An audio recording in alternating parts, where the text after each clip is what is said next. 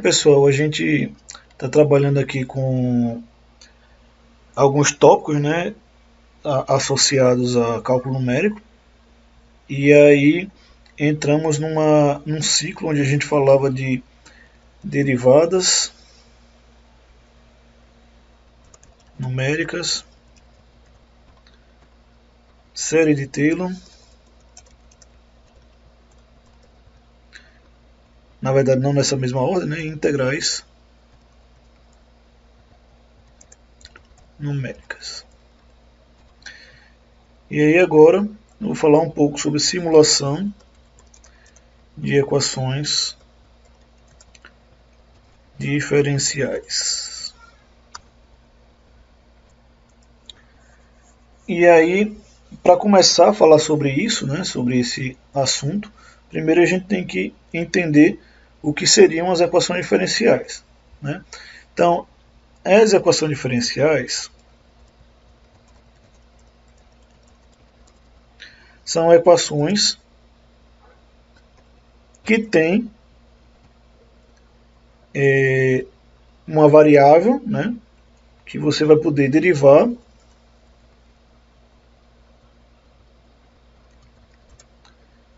você vai ter a própria variável e vai ter a integral delas. Então, uma equação diferencial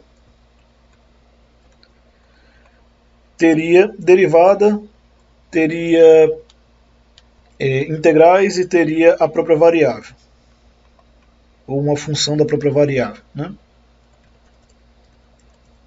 Então ela junta todo mundo aqui numa única equação, certo? Então existem várias classes de equações e para o método que eu vou aplicar aqui não importa tanto qual seria, se a sua equação diferencial é ou não é linear, mas a gente tem algumas classes de equações diferenciais. Então você pode dizer que uma equação diferencial ela pode ser linear e não linear. E você pode classificá-la conforme a ordem da equação diferencial. Então, o que seria uma equação não linear? Normalmente aquelas que têm cosseno, seno, logaritmo, outras funções. Como o meu objetivo aqui é mostrar o método, né, eu não vou ficar usando equações muito complexas. Então vou trabalhar aqui com algumas classes de equações lineares para fazer simulação, certo? E o que é a ordem? É o grau da derivada. Então, por exemplo, você tem uma equação diferencial que você tem derivada segunda, derivada terceira, derivada quarta. Você pode derivar várias vezes, né? Porque ela relaciona derivadas e integrais. Integrais dentro de integral, ou derivada dentro de derivada. E a ordem é basicamente a quantidade de derivadas que você vai ter em relação à entrada, né? Aí você olha lá que você tem 3 derivadas, então você vai assumir que aquela equação é de segunda ordem. Você tem 3 derivadas, equação de terceira ordem. E assim vai. Então aqui eu vou tentar passar pelo caso mais simples, certo, das equações diferenciais, trabalhando em função das equações diferenciais lineares de primeira e segunda ordem. Certo? Então vai ter uma ou duas derivadas nas equações. Então, vou trabalhar aqui primeiramente equações diferenciais de primeira ordem.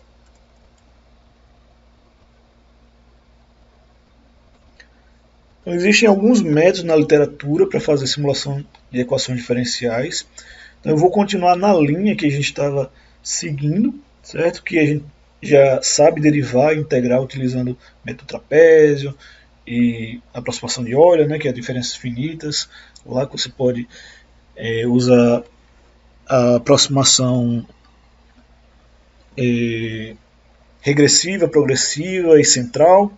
Então a gente vai utilizar aqueles conhecimentos ali que a gente desenvolveu nos vídeos anteriores para encontrar aqui uma solução da equação diferencial, solução no sentido de uma maneira de simular a equação diferencial. Então, o que vai ser essa simulação da equação diferencial? Vai ser conseguir saber qual vai ser o futuro de um determinado acontecimento. Então, pensa o seguinte: eu tenho o caso lá do coronavírus. O coronavírus, ele começou com uma pessoa infectada. Aí essa pessoa que foi infectada, ou um conjunto de pessoas, ninguém sabe, ela começou a disseminar a doença, outras pessoas pegaram, e aí teve uma curva que define esses dados. Essa curva aí, ela, de alguma maneira, o pessoal lá que estuda modelagem de infecções, eles utilizam 3 ou 4 equações diferenciais, dependendo do grau de acurácia que você deseja. Ele usa equações diferenciais, parecidas com essas que eu vou colocar aqui. E eles querem saber, por exemplo, em quanto tempo o número de infectados vai aumentar mais do que a quantidade de leitos que a gente tem. Então essa é uma coisa que a gente consegue fazer aqui com equações diferenciais, se a gente tiver, obviamente, os dados de entrada, os dados de saída, os dados de entrada basicamente, e tiver o modelo. Então se eu tiver um modelo e os dados de entrada, eu consigo simular minha equação diferencial. Então, aqui no caso, os dados de entrada podem ser as intervenções, por exemplo. Não teve nenhuma intervenção, então é 0. Então ele vai ter um resultado ali que é a resposta natural do vírus de contaminação. E aí teve uma intervenção, por exemplo, aí essa curva que estava subindo começa a descer. E aí você começa a simular a equação diferencial que vai relacionar esses pontos aí que eu acabei de falar. Obviamente, projetar as previsões da pandemia não é trivial, né, porque depende de dados, depende de coleta, é um sistema Brasil inteiro, mas estou fazendo aqui uma analogia de que a simulação de equações diferenciais pode ser, ou na verdade, aplicada diretamente nesse contexto. Não estou dizendo que pode, estou dizendo que porque sim, são equações diferenciais que modelam, que o ser humano utilizou para modelar esse sistema, né, de transmissão, de infecção. E com base nessas equações que tem lá, tem um livro que eu estou lendo que tem esse conteúdo, e isso vai basicamente fazer com que a gente saiba quantas pessoas, qual é a projeção de óbitos, qual é a projeção de infectados, qual é em quanto tempo o sistema de saúde vai ficar saturado. Então a gente consegue extrair informações e tomar decisões mais inteligentes por causa disso, né? Então, eu falei aqui, né, da equação diferencial, que o que é uma equação diferencial? É basicamente alguma coisa que vai ter derivada integral. Eu ainda não coloquei exemplos, eu vou colocar ainda, certo? Mas ela tem derivadas integrais e tem a variável. E essa equação diferencial ela pode ser linear ou não linear, independentemente aqui, o método que a gente vai aplicar teoricamente serve para todas. E o que a gente vai fazer, a gente classifica, né, essa equação diferencial pela ordem, que é a quantidade de derivadas que ela vai ter, e com base nisso, a gente vai aqui fazer as substituições e encontrar a solução das equações diferenciais. Então vou falar especificamente de duas equações diferenciais, certo? De primeira e segunda ordem, que vão ter uma ou duas derivadas, certo? Então, primeira equação diferencial de primeira ordem aqui, eu posso utilizar, certo?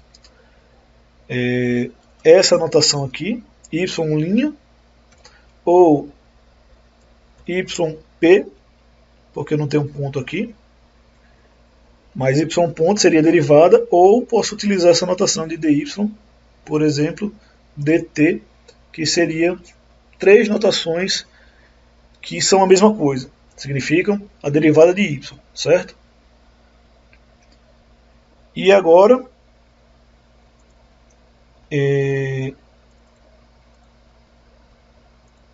eu vou mostrar o que é uma equação, ou um formato de uma equação diferencial de primeira ordem. Normalmente, uma equação diferencial de primeira ordem, ela vai ter uma variável derivada, certo? Um coeficiente vezes a variável, igual a um coeficiente vezes a entrada. Então, o que é isso aqui que eu coloquei? O y' é a derivada. Imagina o seguinte, eu tenho um sistema de temperatura, quero controlar o ar-condicionado, a temperatura de um ambiente no ar-condicionado. Por quê? Não, porque eu criei um novo tipo de ar-condicionado chamado inverter, acho que vocês devem conhecer, pelo menos ouviram falar disso, né? E o ar-condicionado inverter, ele economiza mais energia em relação ao ar-condicionado normal. Mas por que ele economiza? Porque ele tem um sistema de controle que é mais inteligente do que o controle utilizado nos ar-condicionados normais. Por quê? Porque alguém modelou e fez uma equaçãozinha para tomar decisão no ar-condicionado, fazendo com que você consiga economizar mais dinheiro por causa disso. Então, vamos pensar aqui que isso aqui é temperatura. Então, eu estou modelando aqui a relação entre a potência do meu ar-condicionado, lá no inverter, vamos dizer que é um valor de 0 a 100. 0, ele colocaria potência mínima. 0, ele colocaria potência mínima. E 100, ele colocaria potência máxima na entrada, então é um valor que vai de 0 a 100, por exemplo. E a minha temperatura, que aqui é a minha temperatura Y, que eu coloquei U, né? E a minha temperatura Y pode ser algo também parecido nesse mesmo sentido. Minha temperatura Y vai, sei lá, de 18 graus até temperatura ambiente 32 graus, sensação térmica de 500. Então, basicamente, eu aumento a potência do ar-condicionado e a temperatura baixa. Então é uma relação bem simples nesse sentido, né? Só que o que está envolvido no processo, nesse processo especificamente? Quando eu ligo o ar-condicionado, a temperatura não baixa imediatamente. Ela demora um tempo para baixar. E esse tempo que ele demora para baixar vai me levar a pensar que existe uma variação de temperatura no tempo. Por isso que eu tenho aqui um y'. Então a minha temperatura está variando, tem uma derivada, a derivada é a variação. Então, de alguma maneira, quando eu tenho sistemas que variam no tempo, também pode ser uma variação no espaço, mas eu tenho variação, normalmente eu tenho derivadas. Então, se você pegar aqui uma barra de ferro, ou você quer, por exemplo, pensar em juntas de dilatação. Juntas de dilatação. Se eu tenho a temperatura,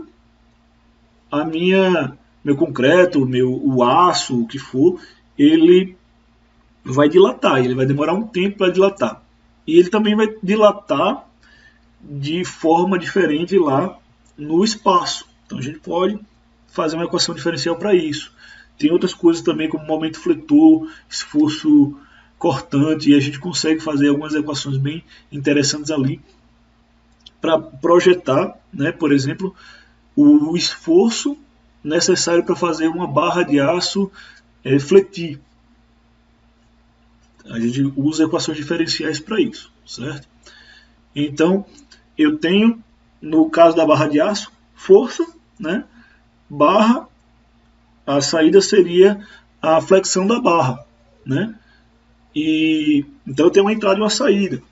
Pelo menos eu estou tentando colocar esse caso aqui, que é o caso onde a gente pensa em equações diferenciais que tem uma relação de entrada e saída. Então tem várias aplicações aí nesse sentido. Eu estou colocando aqui a do ar-condicionado para ficar mais fácil saber o que é U. U é a potência do ar-condicionado. O que é Y? Y é a temperatura. Então eu estou vendo a temperatura variando no tempo se eu utilizar essa equação diferencial. E aí, o que eu preciso fazer para simular? Ou seja, o que eu preciso saber fazer aqui para que eu consiga obter os valores de temperatura caso eu coloque uma potência de 50% no meu ar-condicionado. Então eu tenho que pegar aqui o Y e utilizar uma daquelas equações que a gente já viu para a derivada, né? Então ali vai ser o Y de mais 1 menos Y de I, tudo isso dividido por H. Eu tinha usado alguma notação parecida com essa aqui. E aí eu falei desse H aqui, certo? O que esse H significa? No caso do sistema de temperatura, ele é o tempo. Mas não porque ele sempre é o tempo. Ele é o tempo porque, nesse caso aqui, a derivada é em função do tempo. Então, eu tenho que ver qual é a função da minha derivada. A derivada é em função do espaço. Então, o H vai ser espaço. É a variação de espaço que eu tenho. É a variação de tempo que eu tenho. Então, qual é, basicamente, o nosso objetivo aqui? É pegar a equação diferencial, colocar numa forma que a gente chama de forma normal. Vou até tentar aumentar aqui para...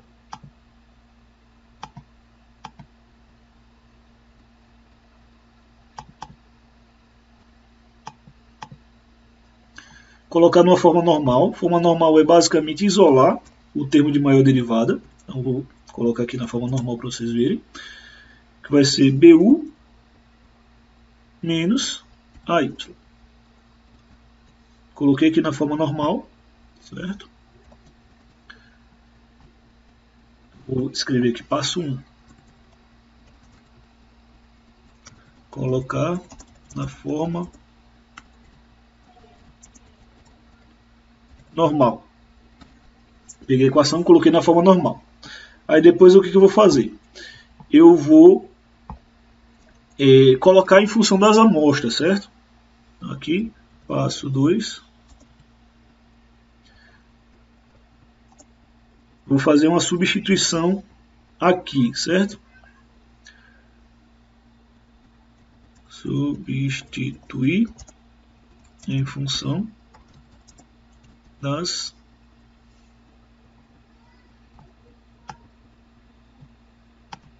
amostras. Quando eu falo amostras aqui,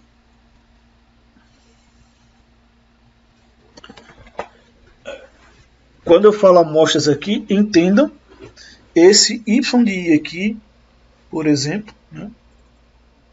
Y de I. Até coloquei aqui Y de I mais 1, né? Isso aí é uma amostra. Amostra no instante I mais 1, certo? Ele vai representar, de alguma maneira aqui pra gente, um instante de tempo, certo? Então isso aqui vai ser o que a gente vai fazer agora. Então eu vou pegar isso aqui tudo, né? E fazer o passo 2, que é isso aqui, que é a derivada, né? Só fiz substituir no lugar de y', esses valores aqui. Isso aqui é igual a isso aqui nos instantes de amostra. Ou seja, o I é o U no instante I, YI é o Y no instante I. Já que eu estou falando de tempo, né? Se for espaço, no espaço de distância I, né? E assim a gente consegue fazer a correlação. Aí, depois que eu passo 3, eu vou isolar o termo de maior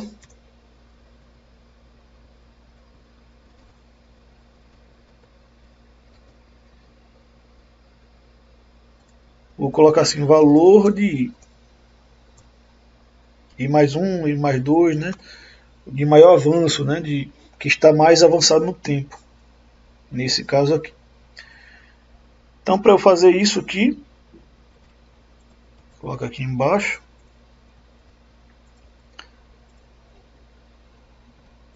Eu só preciso passar o H, que está aqui, dividindo para o outro lado, multiplicando.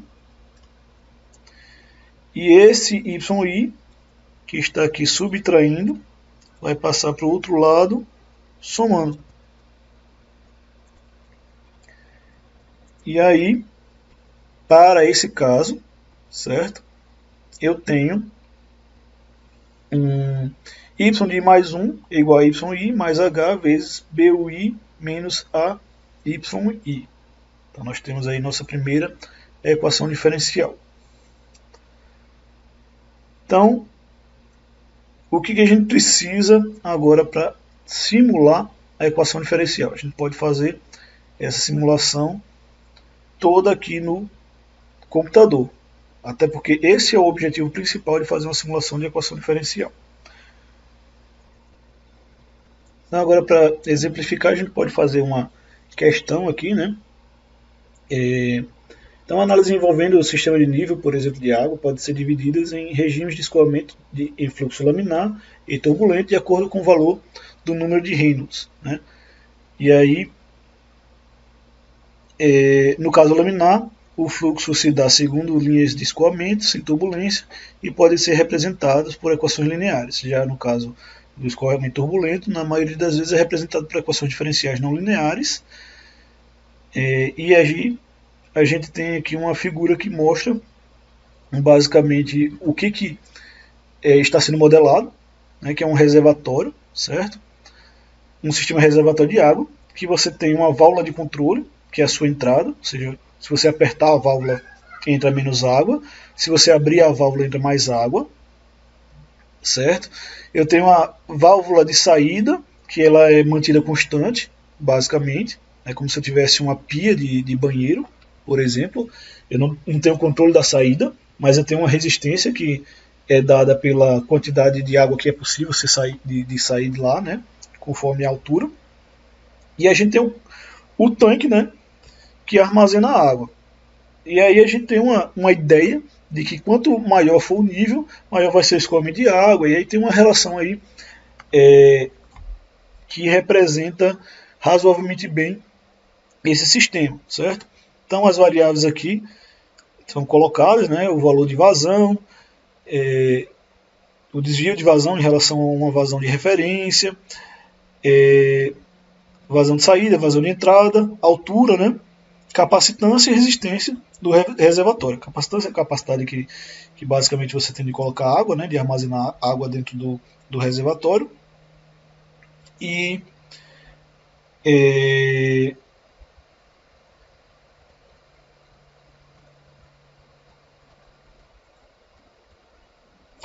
então aqui você tem as variáveis, né, que basicamente são o valor, né, as vazões, que são vazões de entrada e saída, basicamente, as alturas do nível, né? Lembrando que aqui a gente está falando de cálculo numérico, então não importa tanto você dominar essa modelagem, mas enfim, eu levo em consideração a altura, levo em consideração a capacitância, né, que é a capacidade de armazenamento do tanque, e a resistência, que é o quanto eu consigo deixar a água sair do tanque.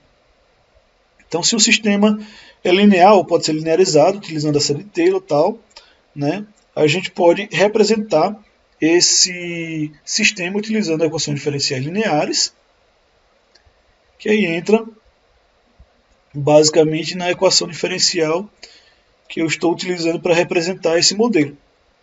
Então, semelhantemente àquilo que eu coloquei no outro, né, eu tenho aqui RC multiplicando a derivada maior, eu tenho o H e tenho o R aqui. Então, a gente pode utilizar o procedimento que a gente já aprendeu para resolver. Né? Vamos pegar aqui o seu R e o C, corresponde aos seus dois últimos números de matrícula, diferente de zero, e aí a gente teria que encontrar as saídas de altura, né, do nível, caso a entrada seja o primeiro número de sua matrícula, depois do ano. Então, obviamente o número de matrícula aqui é só para a gente poder saber o que vai fazer ou não, né, de o número variar aqui. Então, se eu pegar aqui esse cara aqui e colocar os valores de... Só por simplicidade. RC vai ser igual a 1, certo? E se os dois são igual a 1 aqui, vai ser igual a 1 também. Né? Ou então eu posso botar aqui 5, sei lá, 5 e 1. Para também não ficar completamente zerado. Então aqui eu tenho essa equação diferencial aqui, 5 e 1. Então, obviamente, eu posso dividir de ambos os lados, né, só para deixar naquele formato lá da outra. Então, aqui fica 1 sobre 5. 1 sobre 5. E aqui fica 1. Divido ambos os lados por 5, né? Vou fazer aqui, deixar registrado o passo anterior. Que é 5.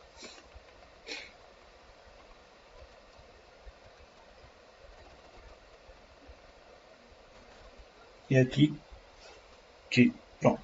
Então a equação diferencial que eu estou utilizando aqui vai ser H derivado, ou vou chamar de H' aqui,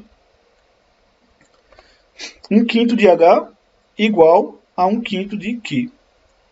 Então, qual é o procedimento? O procedimento é a gente colocar na forma normal, né? Ou seja, todo mundo vai para o outro lado. Primeira coisa. Então, menos isso aqui.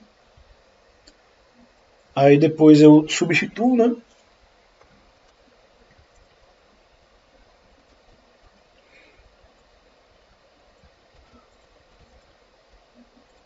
Aqui fica H de mais 1.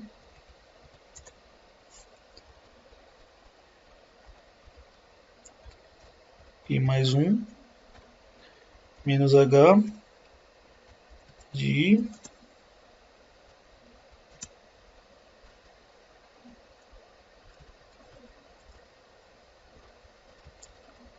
Dividido por H. Lembrando que esse H é diferente dos dois H de cima, certo? E aqui HI. E aqui fica Q0 I. Um instante I. Certo? Esse H aqui é tempo, variação de tempo, né? O H de baixo e o H de cima é o nível, certo? Muita gente se confunde aqui nessa questão por causa disso.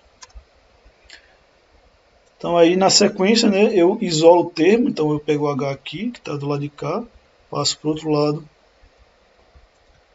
multiplicando.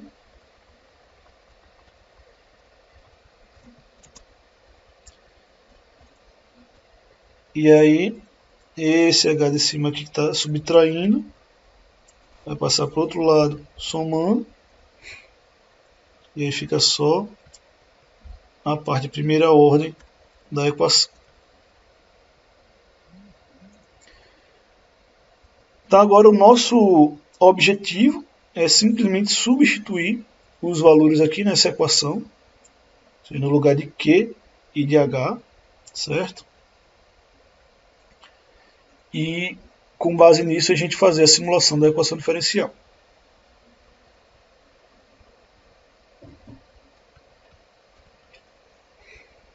Então o que nós deveríamos fazer aqui na sequência? O enunciado diz que você vai dizer quais são o valor de H, né? A verdade, H você é que vai dizer, certo? E os valores iniciais têm que ser nulos. Então significa que é o seguinte, agora eu vou simular, né? Fazer no exemplo aqui real. O que eu tenho que fazer? Tenho que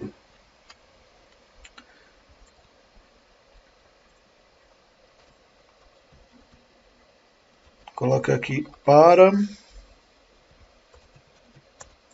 I igual a zero.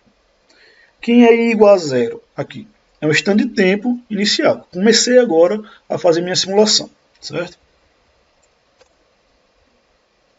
Então, se eu comecei a fazer minha simulação agora, eu estou considerando, posso considerar em qualquer momento, porque eu posso ter enchido o tanque antes ou não, certo? Mas eu estou considerando aqui que o meu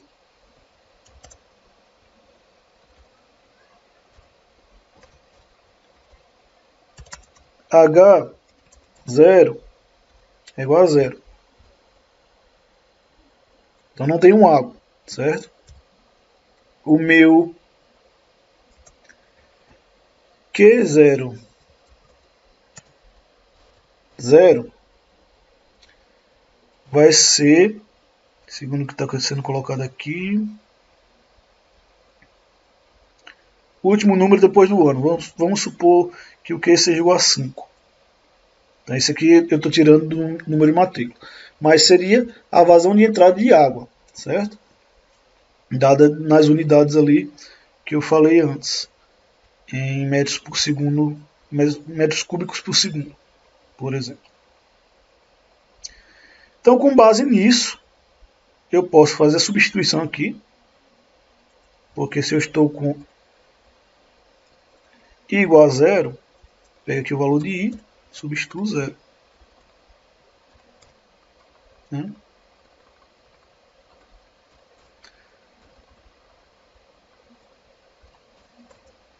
Aí esse valor aqui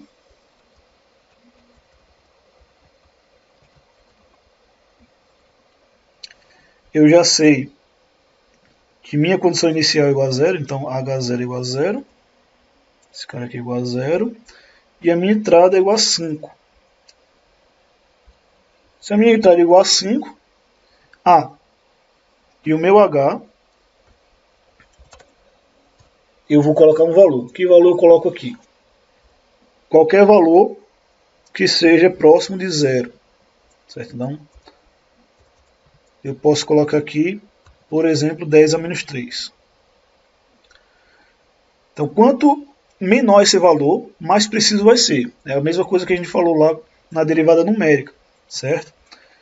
Então, quanto menor esse valor aqui, melhor vai ser a simulação, só que eu vou tomar mais tempo computacional. Então, eu tenho que ponderar somente esse ponto, certo? Então, meu H aqui, que é de quanto em quanto tempo eu tenho, a minha simulação, vai ser isso aqui. Então, jogando isso aqui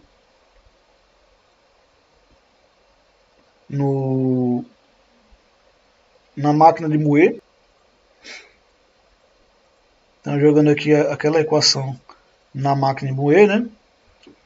Então vou ter 0 mais 0,001 vezes 1 dividido por 5 vezes 5. Lembra de colocar todos os parênteses. Menos 1 dividido por 5 vezes 0. Vamos botar igual no começo. Eu vou ter 0,01, que é a resposta da primeira parte. Então aqui 0,001. Então o que vai acontecer agora é repetição, certo? Por isso que a gente faz isso no computador e não aqui. Eu uso o Excel, uso outra coisa. Porque você vai pegar isso aqui, tudo isso aqui, e vai começar a repetir.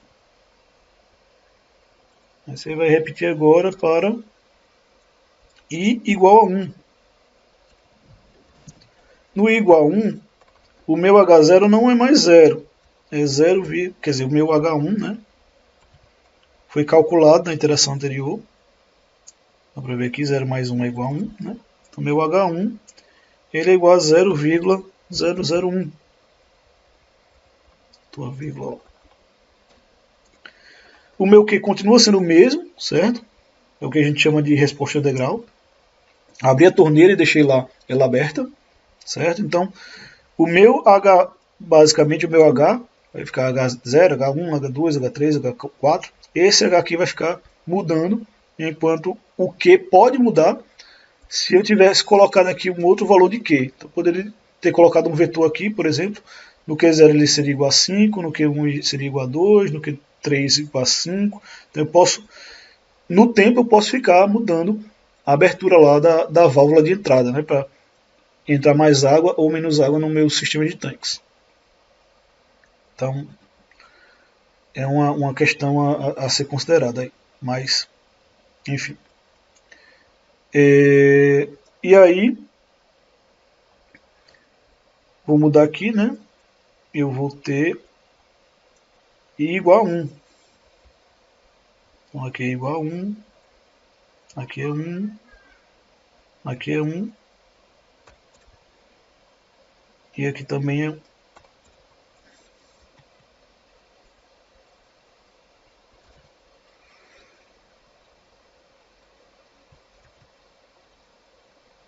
Então, esse cara aqui vira 2, né? H no instante 2. Vai ser igual H1 é 0,001 vezes H. O H é 0,001. Q1 que é 5. E H1 que é 0,001. A segunda iteração. Então, com o valor anterior, eu calculo o próximo. Então, aqui eu tenho o segundo passo. O segundo passo, vou até ver aqui o que eu tenho de diferente.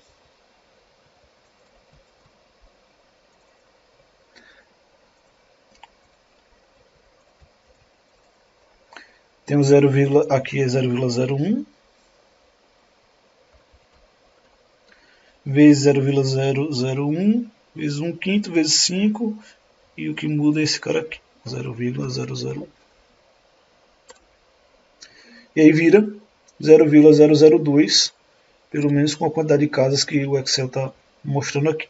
Então aqui essa equação vai ficar igual a 0,002.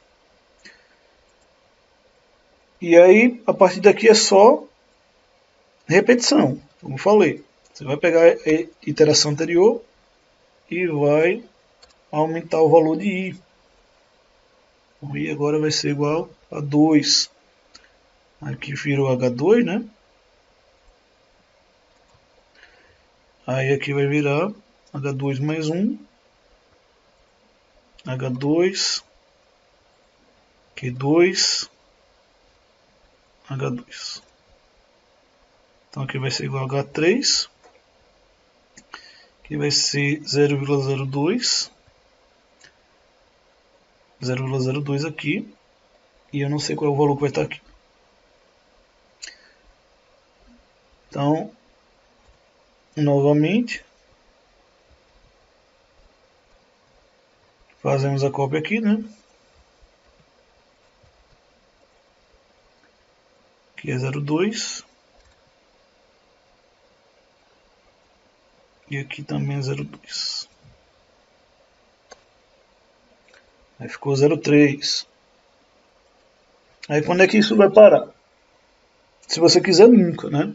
Você pode continuar simulando infinitamente qualquer sistema, mas a gente pode visualizar o gráfico lá no Excel, por exemplo.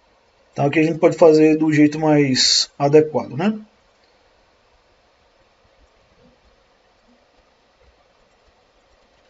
Vou começar aqui a partir daqui, certo? Então, nível. Tudo que tiver aqui embaixo vai ser nível. Então, como esse aqui é o H anterior, eu vou usar o valor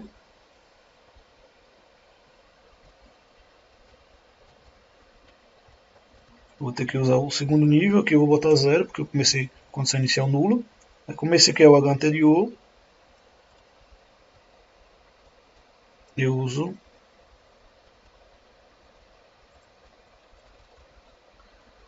o valor lá do H anterior aqui e o H anterior aqui. Você para é o que tem na equação original, né? O anterior são esses dois caras aqui e esse aqui é uma entrada qualquer que eu coloquei. Vou até colocar ele aqui para a gente usar como base. Não colei aqui. Eu vou ter... Acabei apagando aqui.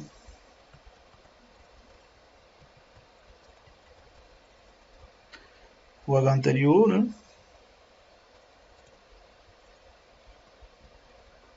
H vezes 1/5. Aí esse 5 aqui eu posso colocar a entrada de vazão. Vou botar aqui. Aí depois eu afasto lá o número. E aqui também é o H anterior, que é M37. Aqui eu vou afastar um pouquinho, eu vou chamar de vazão. Aí minha vazão, como ela, nesse caso eu estou pedindo ela fixa, né? Então eu vou fixar aqui e colocar 5. Aí agora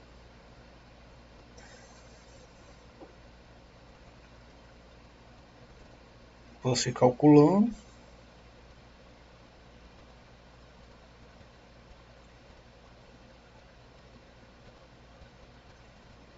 Quanto eu quiser.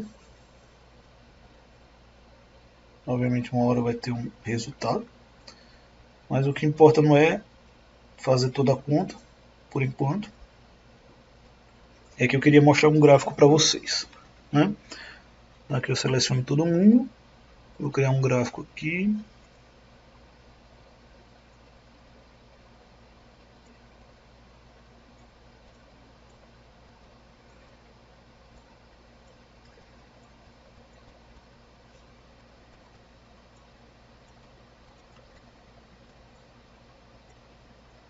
Que basicamente vai mostrar o comportamento desse sistema aqui.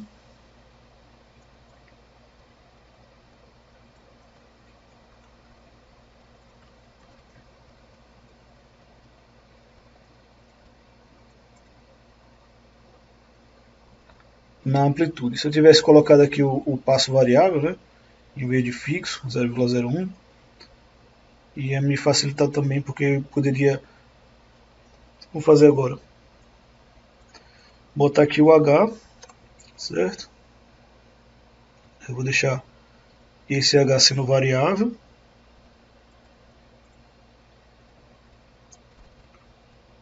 Que ele é a simulação em tempo, né?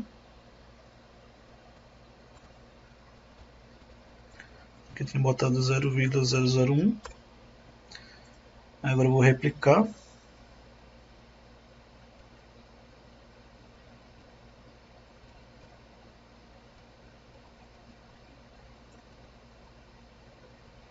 Não vai mudar nada porque eu botei o mesmo valor de H, né? Mas se eu mudar aqui o H 2 vezes mais rápido, sistema 3 vezes mais rápido, aí eu vou botar agora 10 vezes mais rápido do que no primeiro momento. Daqui eu vou ver mais no futuro, né, o que mostra o que está acontecendo. E aí eu, em compensação, estou perdendo entre os pontos um tempo de, nesse caso, 0,01 segundos para poder monitorar esse meu nível. É como o sistema de nível é um sistema bem lento, né? Então isso não vai interferir tanto. Então esse é o primeiro exercício, né? O primeiro tipo de equação diferencial, a equação diferencial de primeira